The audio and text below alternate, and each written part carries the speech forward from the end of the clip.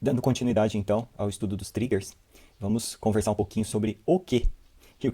E o que eu quero dizer com este o que. Eu tenho que pensar, né, e até por isso que é uma atividade de projeto de banco de dados, eu tenho que pensar o que tem que acontecer com o banco de dados ou com os dados antes que eles aconteçam, né? Então eu preciso imaginar, e isso já é uma atividade de criatividade, né? O que vai acontecer? No exemplo que eu mostrei anteriormente, ó, o que vai acontecer com a quantidade em estoque quando o cliente fizer uma compra.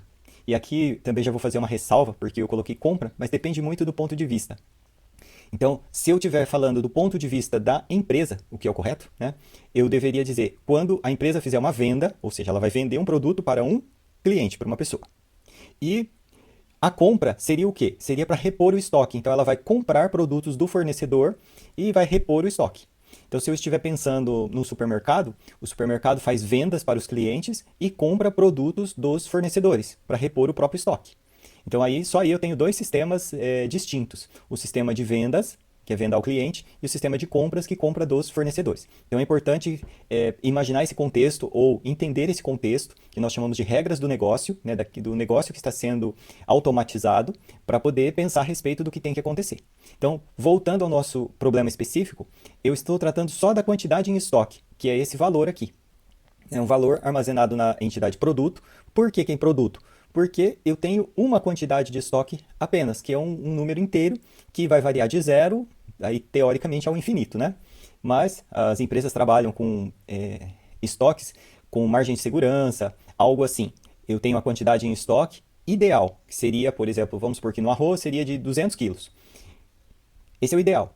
Aonde que vai acontecer um aviso para que eu compre mais arroz? Ah, se abaixar de 100 quilos no meu estoque, eu tenho que sinalizar de algum modo para o meu departamento de compras, no caso que vai fazer contato com os fornecedores e pedir mais arroz, que ó, o estoque de arroz está baixo. Então, eu posso fazer um trigger que sinaliza para o meu departamento de compras. E vendas, também, se eu não tiver com baixo nível de estoques, eu tenho que sinalizar, ó, eu tenho estoque suficiente para atender esse pedido ou não tenho. Né? Isso foi o que a gente viu no primeiro exemplo. Então, são várias coisas que nós temos que levar em consideração que não dependem necessariamente da programação ou do banco de dados. São elementos que estão presentes no negócio, naquele problema que a gente está resolvendo. Essa é a parte mais difícil, né, tanto na programação quanto na elaboração de um sistema gerenciador de banco de dados. E é a parte essencial, porque uma decisão errada no momento do projeto do banco de dados vai causar um efeito em cascata, né, como uma pedra atirada no lago que vai propagar ondas para todos os lados e nem sempre boas ondas. Né? Então, se eu erro no projeto do banco de dados e vários programadores fazem as suas aplicações para aquele banco de dados errado, quando eu corrigir o banco de dados, todo mundo vai ter que refazer, vai ter que consertar os programas que fez. Então, essa atividade de planejamento, ela é muito mais prioritária, ou seja, eu devo gastar muito mais tempo pensando no banco de dados do que propriamente programando. Outra coisa muito importante é pensar que um trigger, se disparado erroneamente, ele pode bagunçar as coisas de tal modo que fique muito difícil de reverter essa situação. Então, vamos supor que em vez de somar ou subtrair da quantidade em estoque, eu multiplicasse. Isso vai gerar uma falsa informação e vai dar muita complicação. Então, tem que ser muito bem testado para evitar problemas. Eu também comentei brevemente no primeiro vídeo que eu tenho que tomar um cuidado para não sobrecarregar o servidor, né, com um processamento excessivo e, enfim, equilibrar as coisas. Bem, feitas todas essas recomendações, né, e chamando a atenção realmente para o projeto do banco de dados, vamos olhar um pouquinho mais o código, né, do trigger que é disparado quando eu vou inserir, ó, antes de inserir, então before insert, antes de inserir uma linha no pedido res produto. Então, o que tem que acontecer antes de inserir uma linha aqui? Eu tenho que, deixa eu até clicar aqui para enxergar todo o código. Esta primeira parte é padrão, né? É uma escrita padrão para a criação do trigger. Essa aqui é a entidade para a qual vai ser realizada a operação. Então, ó, para cada linha, for each row, então para cada linha no pedido res produto, antes de inserir, né? Então, antes de inserir, execute esse trigger. E faça o quê? Bem, aí é que eu vou entrar. Eu tenho aqui delimitadores de begin e end, ou seja, início e fim. e tudo isso que está aqui dentro vai ser processado. Ó, eu posso usar comandos SQL aqui dentro, né?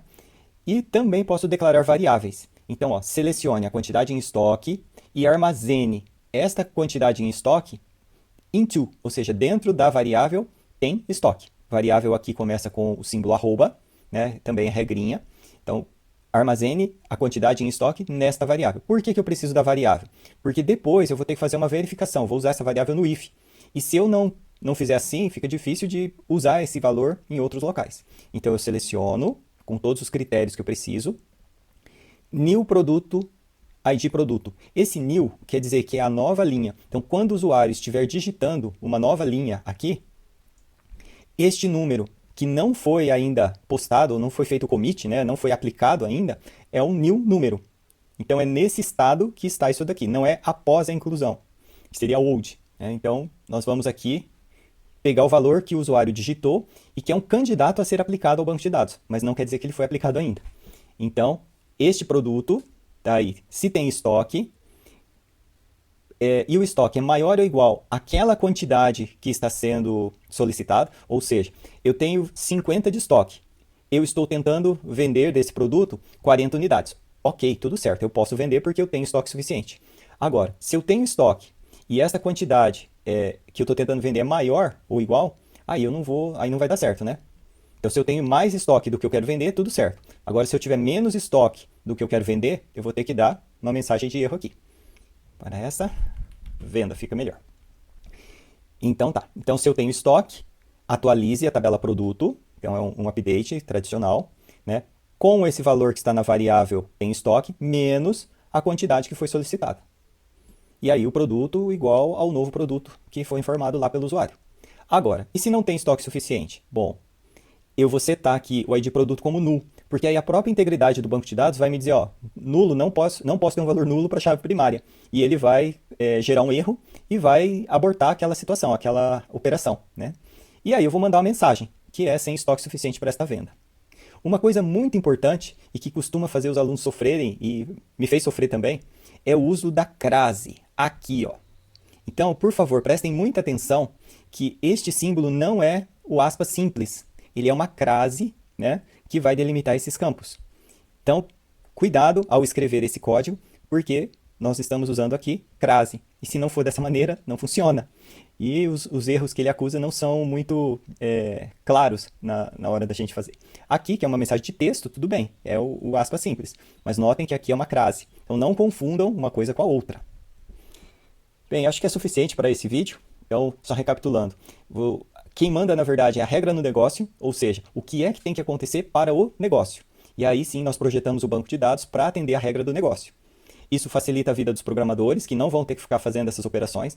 Então, se eu tenho 50 programadores trabalhando num sistema e eu faço um trigger, pode ser que eu poupe trabalho de 50 pessoas, e isso é uma vantagem. Tenho que tomar cuidado com a performance do servidor para não sobrecarregar de triggers, né? E eu fiz aqui algumas considerações sobre o before insert, ou seja, antes de inserir um registro na tabela pedido-produto, faça toda essa verificação aqui e atualize a tabela produto se possível. E chega por esse vídeo, continuamos no próximo.